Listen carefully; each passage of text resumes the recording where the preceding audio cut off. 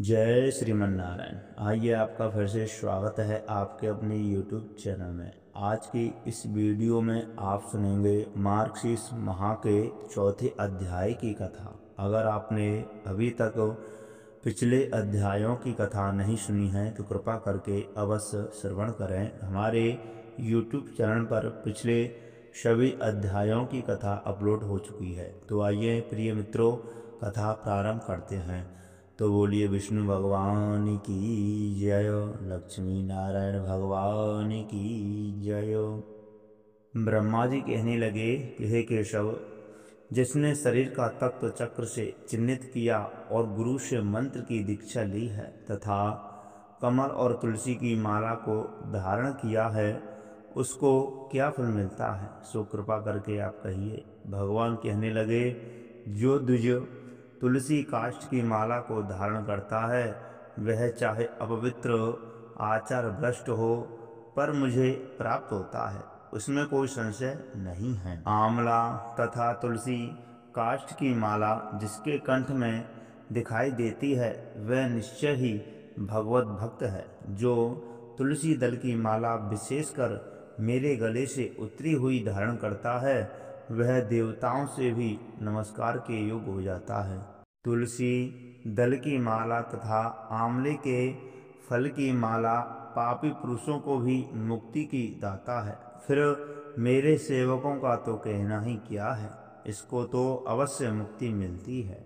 जो मेरी उतारी हुई तुलसी काष्ठ की माला धारण करता है उसको उस माला के प्रत्येक पत्र में 10-10 अश्वमेघ यज्ञ का फल मिलता है। हे वत्स, जो तुलसी काष्ठ की माला धारण करता है मैं उसको प्रतिदिन द्वारकावास का फल देता हूँ। जो भक्ति से तुलसी काष्ठ की माला मुझको अर्पण करके धारण करता है वह मनुष्य निष्पाप हो जाता है। जो तुलसी की माला धारण करता है मैं उस पर सदैव प्रसन्न रहता हूँ। वह मुझको अपने प्राणों से भी अधिक प्रिय है। ना उसका कोई अशौच है और ना ही प्रायश्चित।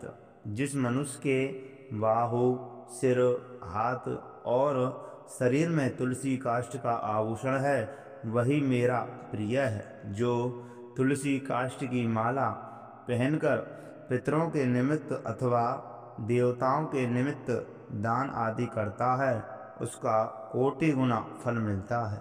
तुलसी काष्ठ की माला को देखकर यमराज के दूत ऐसे दूर से ही भाग जाते हैं जैसे वायु के वेग से पत्र कहीं का कहीं चला जाता है। जिसके घर में तुलसी काष्ठ अथवा तुलसी पत्र सूखा या गीला किसी भी प्रकार का होता है, इसमें इस कलयुग के समय भी किसी प्रकार के पाप का संभव नहीं होता। जो तुलसी काष्ठ की माला पहनकर इस पृथ्वी पर भ्रमण करता है उसको दुस्वप्न, दुष्ट निमित्त और शत्रु से भय नहीं होता। जो पापी माला को धारण नहीं करते उनका कभी नरक से उद्धार नहीं होता, क्योंकि वह मेरे कोप रूपी अग्नि से जल जाते हैं। इस कारण यत्न के साथ तुलसी काष्ठ की, कमल की या आंवले की माला धारण करनी चाहिए। पूर्वोक्त ऊर्ध्वपुंड्र आदि चिन्हों को धारण करके तुलसी वृक्ष के पास बैठ कर के हाथ में कुशा लेकर मेरा स्मरण करता हुआ संतोपासन आदि कर्म करना चाहिए।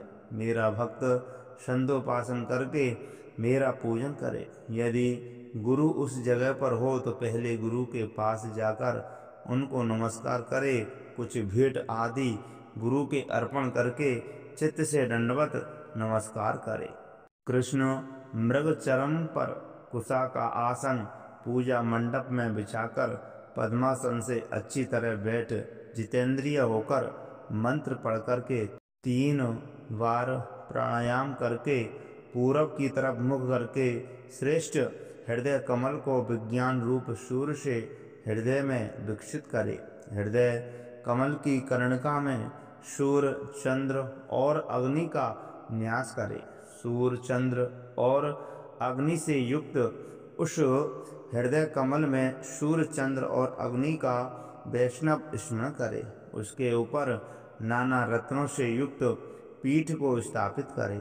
उस सिंहासन पर कोमल, चिकना और उदय काल के सूर्य के समान तेज वाले अष्टदल कमल को अष्टाक्षर मंत्र के प्रत्येक अक्षरों से युक्त करके स्थापित करे। उस कमल पत्र पर स्थित कोटि चंद्र के समान कांतिमान चतुर्भुज, पद्मा, शंख, चक्र और गदा धारी, कमल पत्र के समान विशाल नेत्र, समस्त लक्षणों से युक्त श्रीवत्स, कौस्तुभ मणि से सुशोभित वक्ष स्थल और विचित्र आभूषणों से युक्त, दिव्य भूषणों से भूषित, दिव्य चंदन से लिप्त अंग वाले, दिव्य पुष्पों से सुशोभित, तुलसी के कोमल दलों की वनमाला से विभूषित, कोटिवाल सूर्य के समान कांतिमान और दिव्य कांति से सुंदर, समस्त लक्षणों से युक्त महालक्ष्मी को शरीर से धारण करने वाले कल्याण रूप श्री विष्णु का ध्यान करे। एकाग्र मन से पवित्रता पूर्वक मंत्र का जप करे। 1000 या 100 अथवा यथाशक्ति मन में जप करे और मन से ही विधि पूर्वक संप्रदाय के अनुसार मेरे सामने शंख स्थापन करे। दूर्वा, पुष्प, चंदन तथा जल से पूर्ण करे। अपने दक्षिण भाग में गंध पुष्प का पात्र स्थापित करे और वाम भाग में वस्त्र से छना हुआ सुगंधित जल से पूर्ण घट को स्थापित कर मेरे सम्मुख घंटा तथा चारों दिशाओं में दीपक स्थापित तथा पूजा की सब सामग्री यथोचित स्थापित करे और अर्घ्य, पाद्य, आचमन और मधुपर्क के पात्र रखे। हे चतुर्मुख, अक्षत, पुष्प, कुशा, तिल, चंदन, फल अथवा यव अर्घ पात्र में छोड़े। हे पुत्र, दूर्वा, गंगाजल तथा कमल पुष्प को मेरी प्रसन्नता के लिए पाद्य पात्र में छोड़े। कंकोल, लंगव और मालती के पुष्प को श्रद्धा से मेरे लिए आचमनीय पात्र में पूजा करने वाला श्रद्धा से मधुपर्क पात्र में गौ का दूध, घी, दही, मधु और चीनी को रखे। ऊपर कहीं हुई पत्र पुष्प आदि वस्तुओं के न मिलने पर उनकी भावना मात्र कर लेवे और फिर संप्रदायों के अनुसार पंचांग तथा श्रवन्यास, न्यास और अंगन्यास करे। मेरा अनुसरण करे और अपनी आत्मा को मेरे समान स्मरण करे। हे चतुर्मुख, पूजा के आरंभ में मंगल को पाठ करे। इसके पश्चात मेरे प्रिय 5 जन संघ का पूजन करे, जिसके पूजन से मुझको परम आनंद प्राप्त होता है। हे वत्स, संघ के पूजन में इन मंत्रों को पढ़े। हे 5 जन्य, पहले तुम समुद्र से उत्पन्न हुए, फिर श्री विष्णु भगवान ने तुमको अपने हाथ में धारण किया। तुम समस्त देवताओं से निमित्त हो, तुमको नमस्कार है। तुम्हारे नाद से देव शत्रुओं की स्त्रियों के गर्भ पाताल लोक में 1000 टुकड़े हो जाते हैं। आपको नमस्कार है। आपके नाद से मेघ तथा सुर और असुर भयभीत हो जाते हैं। हे अच्युत, चंद्रमा के समान दिव्य कांतिमान 5 जन आपको नमस्कार है। जैसे सूर्य के उदय होते ही ठंड नष्ट हो जाती है, वैसे ही तुम्हारे दर्शन से सब पाप नष्ट हो जाते हैं। यदि ऐसे शंख का स्पर्श किया जाए तो उसका तो कहना ही क्या है। शंख को नमस्कार करके हाथ में रखकर जो वैष्णव भक्ति पूर्वक इन मंत्रों से मुझको स्नान कराता है, उनको अनंत पुण्य फल प्राप्त होता है।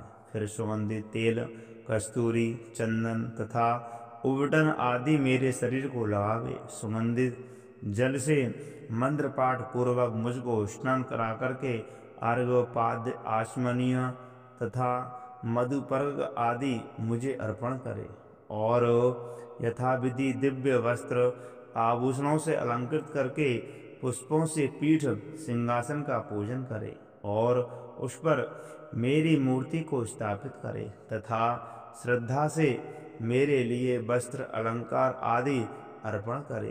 खीर मालपुए युक्त अनेक प्रकार के नैवेद्य अर्पण करे और कर्पूर युक्त तांबूल भक्ति से मेरे सामने रखे और सुगंधित पुष्प अर्पण करे। दशांग धूप और अष्टांग मनोहर दीपक निवेदन करे।